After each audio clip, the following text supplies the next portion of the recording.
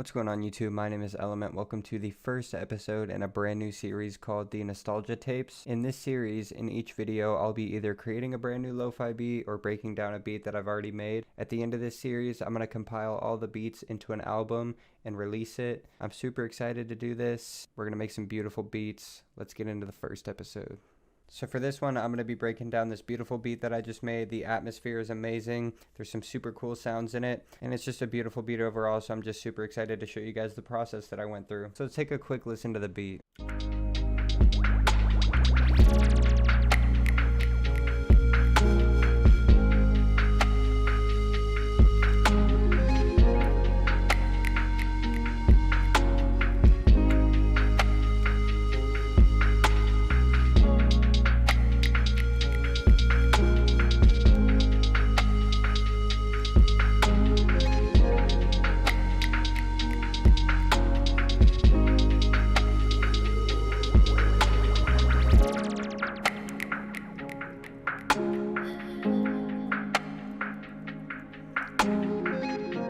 So what I started off with for this beat was just a chord progression. I used a piano preset from Nexus, super old tried and true plugin. Does a great job. It's got a lot of super beautiful sounds that you can build off of. And I went ahead and wrote this chord progression in the key of A sharp minor.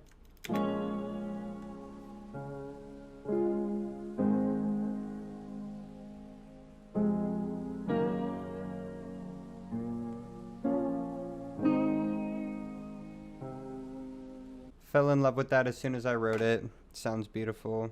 And then I threw a pad on there. I got this sound from a plugin called Cube. It's a beautiful plugin, beautiful sounds.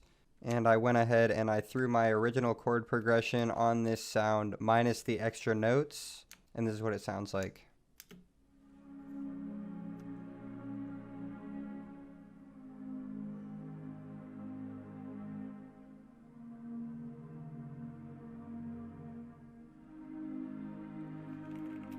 So the post-processing is pretty simple on both of these sounds. On the piano, all we have is an OTT, which is a multi-band compressor, a sound godizer, which is like a saturator, great stock FL Studio plugin, Denise Bad Tape, which is a really cool plugin for getting cool lo-fi sounds.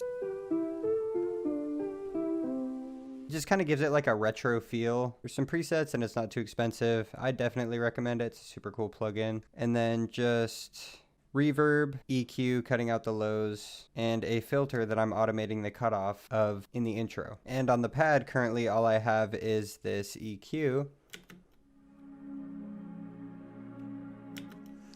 Looks like I'm cutting out the lows and then bringing down some of the mids and the highs, probably just so that it sits pretty well behind those chords from the piano and they don't clash with each other. It just kind of sits in the back of the atmosphere. So what I did after that is I made a beat. Most of my drum sounds come from cymatics. You can do a lot to alter them and make them fit in your song. See, this kick stock is super punchy, but I turned up the sample start offset to 9%. And that kind of smooths it out a little bit and just makes it a little better for this lo-fi application. It's super deep. I think it just sounds great. For the snares are really interesting. We've got 4 different snares. One of them is this perk shot with this snap on top of it. And together they sound like. The second one is these 2 rim shots stacked together. And together they sound like. Then this third one here is just this basic tight rim shot. And I was mistaken, there's only 3 snares. This last snare is just the same as the second snare. Then I have this perk loop from cymatics that I stretched out. I also threw some delay, EQ, and reverb on it. And this is what that sounds like.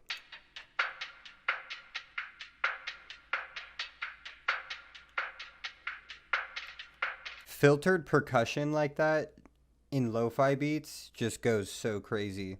I love filtered percussion like that, stuff that's not too aggressive and it's just kind of soft. That just adds some great textures to the mix. And then I have a filter on this as well, and I'm automating the cutoff again and like the intro and the breaks and stuff, just so that I can kind of keep the beat flowing. And lastly, we have this hi-hat loop that I made just from another cymatics hat sample. This one's pitched down and it has an EQ on it that looks like this. And this is only coming in every 8 bars. And this is what that sounds like.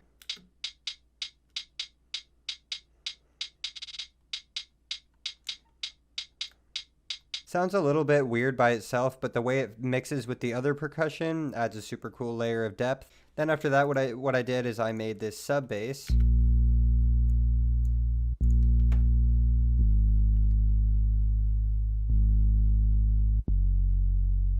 Super fat, and I'm just having that follow the bottom notes of my chord progression. I made this in Serum, just a simple sine wave. I messed with the envelope a bit just so that it has some decay, as you can see here.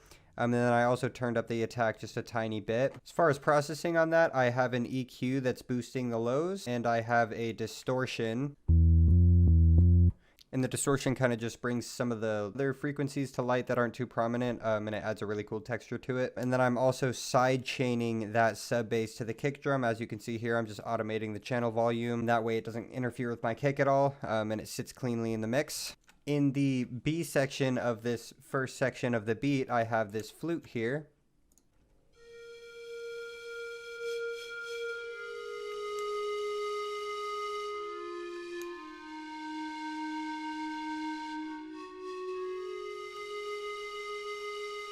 And that's just from Nexus again, and I wrote this cool little melody with it.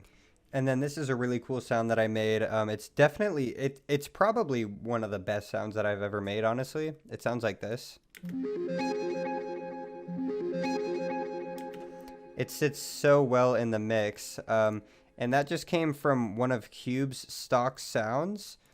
And then for the effects, it's just EQ, distortion, chorus, delay, reverb, and limiter. And I actually didn't even make those effects. I used the randomize effects parameter on just this stock Cube sound, and it made it sound so beautiful. Then this ether parameter here, I turned that up just a tad, and I wrote this little ARP with it based on my chords.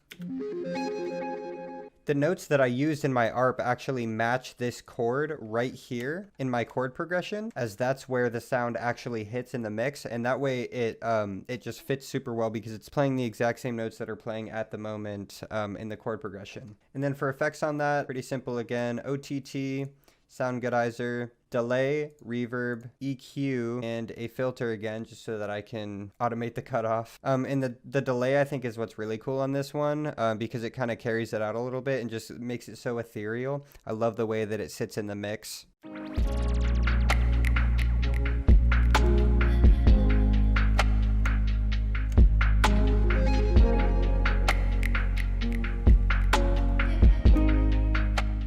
And I forgot I also have these little vocal chops.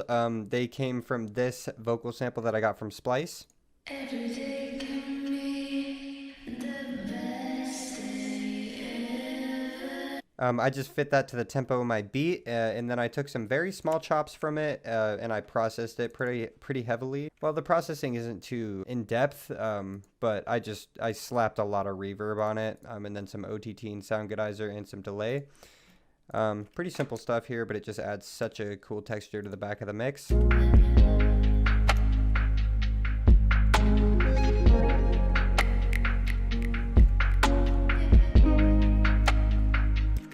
Love how that sounds. And then for effects, I found this really cool effect on Splice. And I just kind of turned that down a little bit, and I trimmed it off a little bit, and then I duplicated it. And this duplicate I made reverse so that it goes and then fades into the other one, makes for a super cool transition. This is a little riser that I made out of the pad sound. What I did for that is I took a little section from this last chord in the chord progression. I consolidated that, I stretched it out, and then I automated the pitch so that the pitch rises as the sample continues. That's what this sounds like. It's a little bit unorthodox, but I really like what it does to the mix. And then this last effect, it's just a pretty simple whoosh sound. I can't remember exactly where I got it from, but I use it in almost every one of my tracks. It's honestly super cool. So that's it for the first half of the beat. In the second half of the beat, I did some more cool stuff. Firstly, I added this little break section.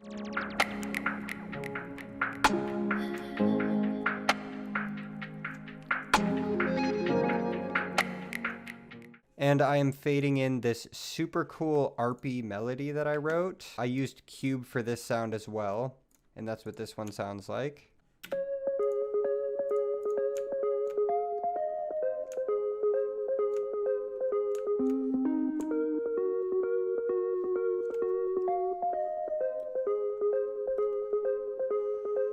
So much emotion and space in that one. It's beautiful. For processing, my pretty standard rack. I used bad tape again on this one though.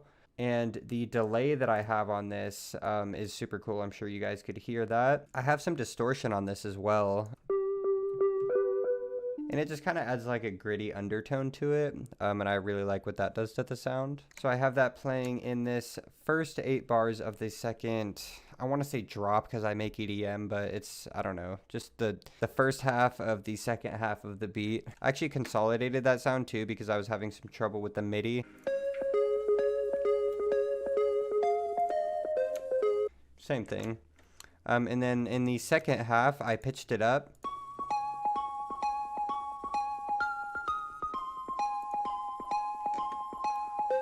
And I brought the flute sound in the B section of the second half of the beat. And that's it. Let's go ahead and listen to the beat in its entirety.